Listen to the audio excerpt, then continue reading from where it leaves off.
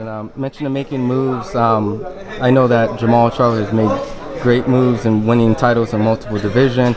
And I guess, you know, I'm sure you probably know I'm going to ask about all the hoopla that's going around from the offers from, like, you know, Eddie Hearn and the Instagram and things like that. Like, can we validate, is anything kind of true, or like how does, like, where did that all, I guess, where can we start? I mean, it starts on their side, you know.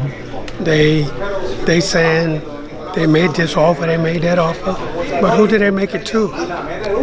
You know, if they want to make an offer, they only have to do one thing: call Al Haymon. Al Haymon is Jamal's manager. He handles Jamal's career. Every fight Jamal has ever fought has been because of what Al Haymon did. So, you know, you do not go negotiate a contract through the media.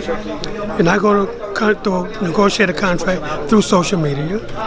Call Al Haymon. They have the number. That's all they got to do. Why do you think you went through the approach, and I guess to try to use the Instagram approach and saying, hey, this is the conversation we had, this is the email that he gave, and I have no idea. You know, I haven't seen. I don't do social media, so I don't know.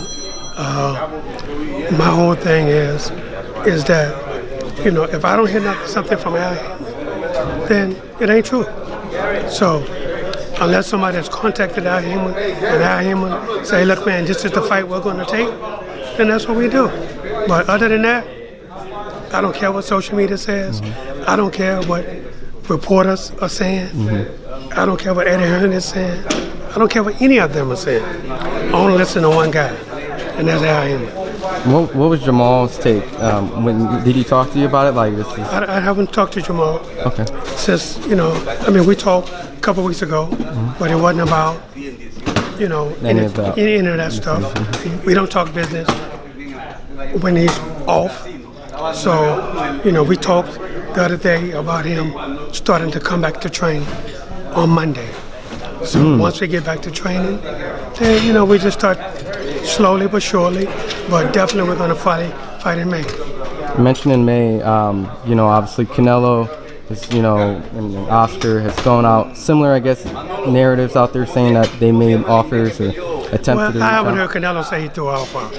I only heard Oscar De La Hoya say he threw off out. So, but it's funny, right? The offer that De La Hoya said he threw out, right?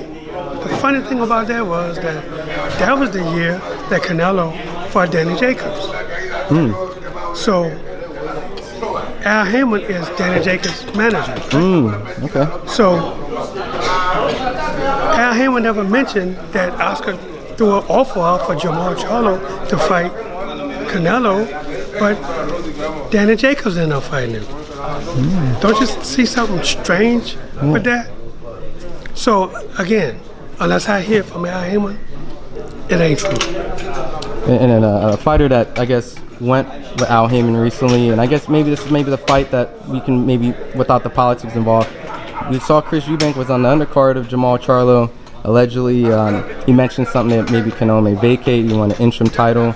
I guess if they elevate him to the essential champion, would that be the unification fight that you guys would be looking into? Well, you know, I think, you know, if that was the case, right? Again, you know, everything goes through Al Haymon. So he'll call and say, hey, this fight is available, that fight is available, you know, and then we'll see. But until we hear something, you know, look, Jamal Charlo wants to fight the best fighters in the world. He wants to fight Canelo, you know, who's the best fighter in the world right now. So that's who he wants to fight. Simple as that. But again, Al Haymon runs his career. You know, he'll call and he'll say, Ronnie, I'm gonna give you a name. This is who we're going with. I'll say, okay, and that's what we prepare for. Until something like that happens, then nothing else is true.